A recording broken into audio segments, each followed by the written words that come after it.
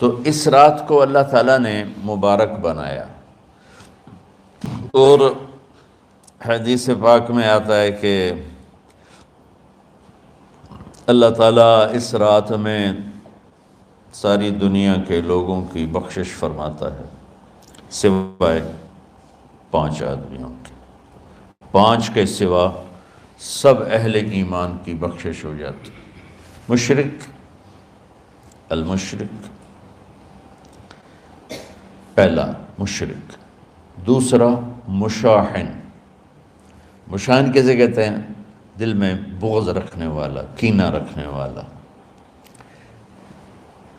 تیسرا مسبل ازارہ، اپنے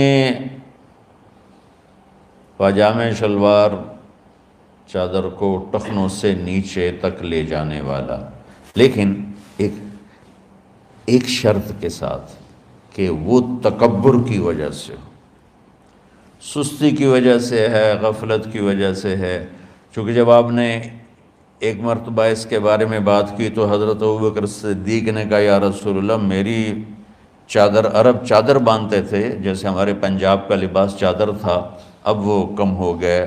ہماری تو بزرگ عورتیں بھی اور مرد بھی سب چادر باندھتے تھے، شلوار کا تو کسی کو پتہ ہی نہیں ہوتا تھا ہمارے بچپن میں۔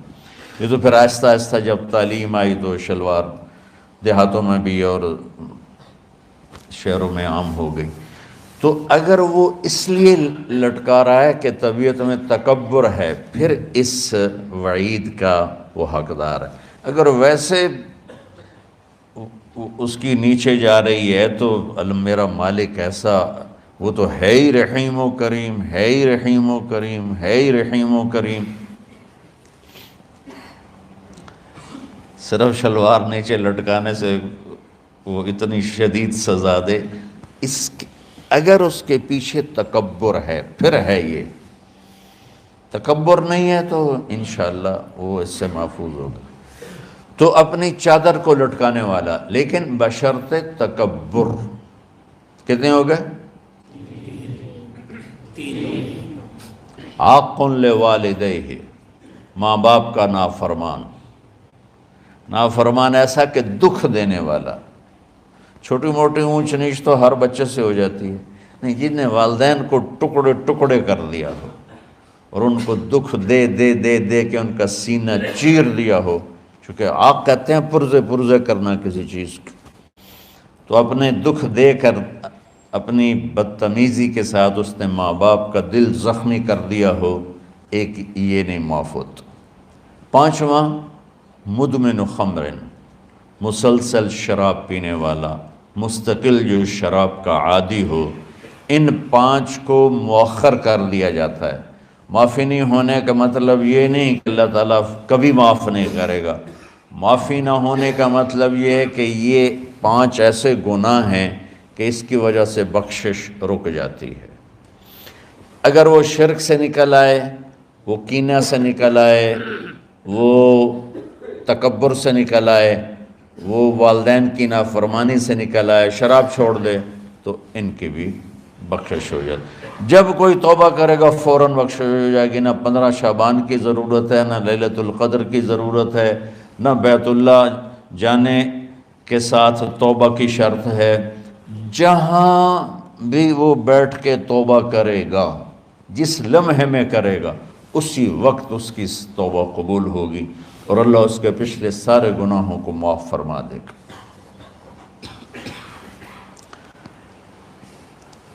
دن کا روزہ، رات کا قیام، زیادہ سے زیادہ قیام سے مراد نوافل ہیں، کوئی گھر میں پڑھ لے، کوئی مسجد میں پڑھ لے۔ نوافل، نفلی عبادات گھر میں ہی افضل ہوتی ہیں۔ میرے نبی سنتیں ہمیشہ گھر سے پڑھ کے آتے تھے۔ تہجد اپنے گھر میں پڑھتے تھے، مسجد میں نہیں پڑھتے تھے، سوائے اعتکاف کے۔ آپ اپنے نوافل، سنتیں سب گھر میں پڑھتے تھے اور مسجد میں صرف فرض آ کے ادا فرماتے تھے، اور اس کے بعد بیٹھنا ہوتا تھا تو بیٹھ جاتے تھے، اٹھنا ہوتا تھا تو اٹھ جاتے تھے۔ تو اعتدال اللہ کو ہر چیز میں پسند ہے۔ دنیا جو مختصر ہے اس میں کیسے پسند نہیں ہوگا؟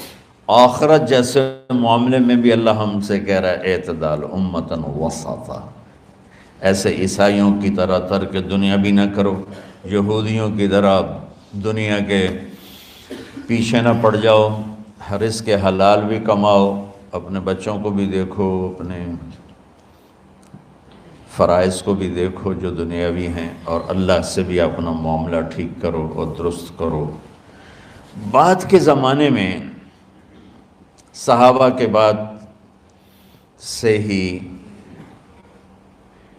ایک انتہا پسندی امت میں آئی، ساری ساری رات جاگنا، فلاں بزرگ تھے وہ رسے سے اپنے بالوں کو باندھ لیتے تھے کہ نماز پڑھتے پڑھتے جب نیند آئے اور جھٹکا لگے تو رسے سے بندھے ہوئے بالوں سے اس جھٹکے سے تکلیف ہو اور ان کی آنکھ کھل جائے اور پھر نفلوں میں شروع ہو جائے۔ ایک فلاں بزرگ تھے وہ اپنے آنکھوں میں نمک کا سرما لگاتے تھے تاکہ آنکھیں جل جائیں، اس میں وہ جلن پیدا ہو جائے اور نیند اڑ جائے۔ یہ ایسے واقعات بھرے پڑے ہیں۔ فلاں بزرگ تھے، انہوں نے 30 سال عشاء کے وضو سے فجر کی نماز ادا کی۔ یہ اپنی جگہ پہ بزرگی ہے، لیکن یہ بھائیو یہ دین ہم پیش نہیں کر سکتے۔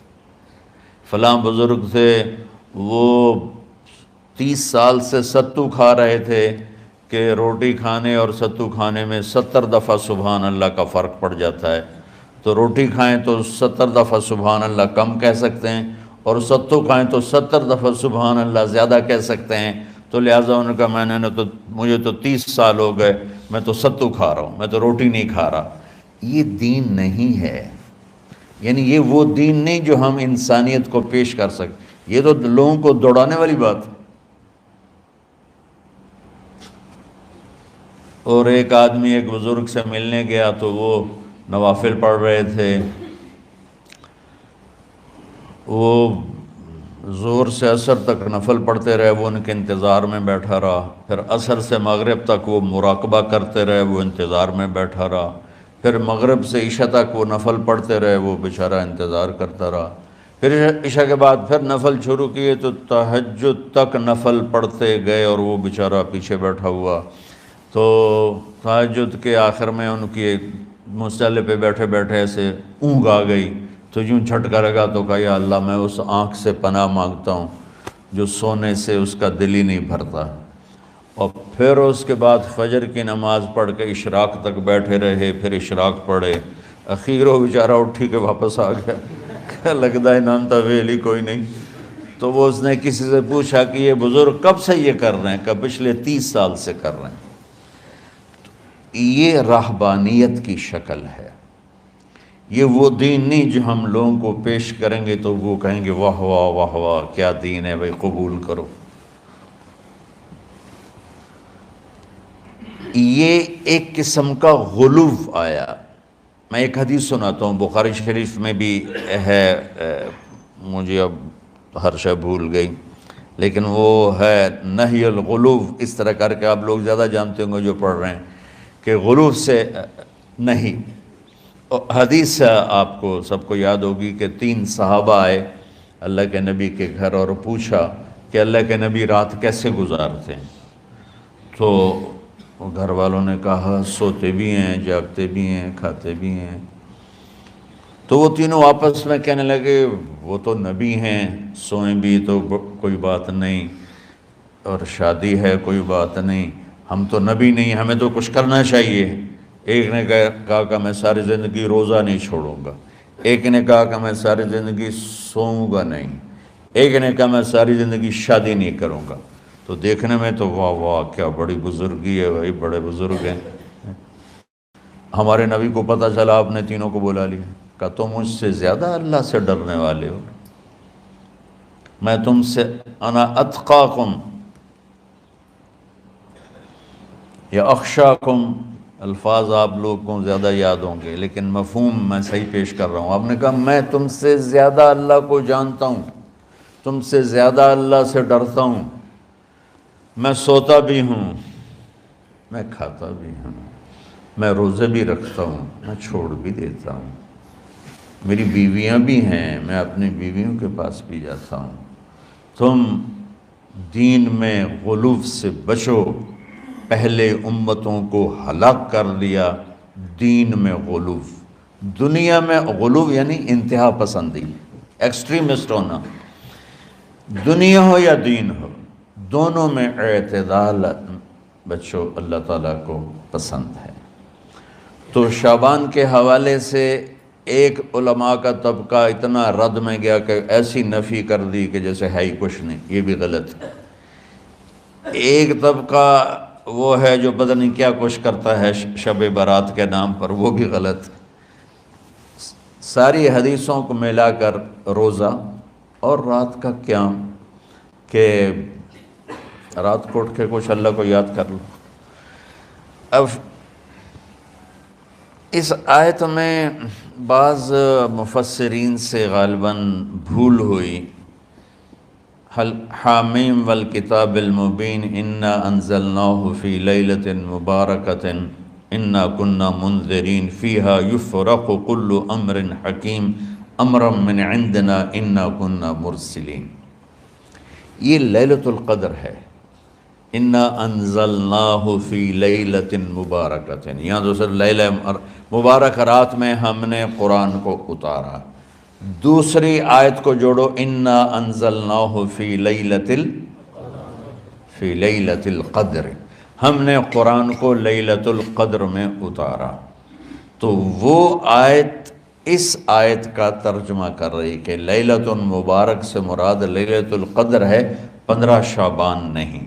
لیکن بعض مفسرین جو بڑے لوگ ہیں، لہذا ہم سب کا ادب احترام کرتے ہیں، لیکن رائے کا اختلاف وہیں بڑے علماء میں ہی ہے، تو اسی کو میں آپ کے سامنے نقل کر رہا ہوں، کوئی اپنی رائے نہیں دے رہا ہوں۔ تو ان سے یہ صاف ہو گیا کہ انہوں نے اس کو 15 شعبان بنا دیا۔ یہ 15 شعبان کی رات نہیں ہے، یہ لیلۃ القدر ہے، کہ جس میں وہ پورے سال کے احکام اعلان کر دیے جاتے ہیں، وہ شب قدر ہے۔ اس میں بھی معافی ہوتی ہے، اس میں بھی معافی ہوتی ہے، لیکن شب قدر تو قرآن سے صحیح احادیث سے ثابت ہے، اور شعبان کی رات ضعیف حدیثوں سے ثابت ہے، لیکن کثرت حسن لغیرہ اور امت کا عمل اس میں بہت بڑی گنجائش پیدا کرتا ہے۔ تو جو بچہ روزہ رکھنا چاہے ضرور رکھے، جو رات کو اٹھنا چاہے ضرور اٹھے، لیکن وہ اتنا نہ اٹھے کہ صبح سبق میں سویا پڑا ہو۔ تو ایسی عبادت نہیں چاہیے کہ آپ اپنے طلب علم جو فرض ہے اس میں آپ سوئے پڑے ہوں، تو تمہارے خراٹوں سے سبق بھی متاثر ہو رہا ہو۔ تو اعتدال بچوں، ہر چیز میں اعتدال، اور کسی سے گلہ ہے، غصہ ہے، ناراضگی ہے، کسی سے بولتے نہیں ہو۔ ابھی سے شعبان آ چکا ہے، آپ شعبان سے رمضان کی تیاری شروع فرما دیتے تھے، تو اس کی تیاری کیا ہے؟ وہ دلوں کو صاف کرو، معاف کرو، معافی مانگو، تمہارا قصور نہیں پھر بھی معافی مانگ لو، دلوں کو صاف کرو، اور اللہ سے سخاوت مانگو، کہ اللہ کو سخی بھی پسند ہے اور صاف دل والا بھی پسند ہے۔ تو انشاءاللہ اگر اس طرح آپ کی تعلیمی سرگرمیاں بھی رہیں اور رمضان کا روزہ بھی ہوا اور دل صاف بھی ہوا، تو انشاءاللہ اللہ آپ کے دل کو ایمان اور علم کے نور سے بھر دے گا۔ سارے بچے اس کی نیت کرتے ہو نا؟ اللہم لک الحمد کما انت اہلہ فصلی علی محمد کما انت اہلہ۔ ہمارے اسباب و وسائل میں بہت کمی آ رہی میرے مولا، اپنی قدرت سے اپنے اس ملک کے لیے رزق کا، ہدایت کا دروازہ کشادہ فرما۔ یا اللہ، جو اس کی دشمنی کرنے والے ہیں ان کو بھی ہدایت نصیب فرما، اور ان کے مقدر میں ہدایت نہیں تو ان کے شر سے اس کی حفاظت فرما۔ جتنے مدارس ہیں، جتنی خانقاہیں ہیں، جتنے تبلیغی مراکز ہیں، جتنے حفظ کے مکاتب ہیں، ان سب کی حفاظت فرما۔ علماء اہل حق کی حفاظت فرما، علماء اہل حق کی حفاظت فرما۔ یا اللہ، صالحین کی حفاظت فرما۔ یا اللہ، احفظنا من بین ایدینا ومن خلفنا وعن ایماننا وعن شمائلنا ومن فوقنا ونعوذ بعظمتك من أن نغتال من تحتنا اللهم إنا نعوذ بك من الاغتيال اللهم إنا نعوذ بك من أن نغتال من تحتنا اللهم احفظنا من كل بلاء اللهم احفظنا من كل شر ومن كل بلاء وعافنا من كل شر ومن كل بلاء یا اللہ تو پوری امت پہ کرم فرما رحم فرما یا اللہ پوری امت کا کہ خون کی عزت کی جان کی مال کی بچوں کی بچیوں کی عزتوں کی حفاظت فرما پوری دنیا کے کفر کو ہدایت دے دے پوری دنیا کے غیر مسلموں کو ایمان دے دے امریکہ والوں کو ہدایت دے دے افریقہ والوں کو ہدایت دے دے یورپ والوں کو ہدایت دے دے ایشیا والوں کو ہدایت دے دے آسٹریلیا والوں کو ہدایت دے دے جو تجھے نہیں پہچانتے انہیں اپنی پہچان کرا دے ہمیں تو ذریعہ بنا لے ان تک اپنا پیغام پہنچانے کا اور تیرا تعارف کروانے کا تو ہماری زندگی اس کے لیے قبول فرما لے ان بچوں کو قبول فرما لے انہیں ہدایت کے چراغ بنا ہدایت کے سورج بنا ان کو ان کے والدین کو دنیا اور آخرت کی ہر خیر نصیب فرما ان پڑھانے والوں کو اس میں کام کرنے والوں کو دنیا اور تمام شاخوں میں پڑھنے والے پڑھانے والے خدمت کرنے والے کام کرنے والے ان کے بچوں کی حفاظت فرما ان کی دنیا بھی بھلی فرما ان کی آخرت بھی بھلی فرما اور یا اللہ امت کے جوڑنے کا کہ مدرسۃ الحسنین کو ذریعہ بنا دے امت کو جوڑنے کا مدرسۃ الحسنین کو ذریعہ بنا دے یا اللہ جو ایمان پہ تیری بارگاہ میں پہنچ گئے ان کے درجے بلند فرما ان کی قبریں روشن فرما ہم جو پیچھے آ رہے ہیں میں عافیت والی صحت والی سہولت والی زندگی دے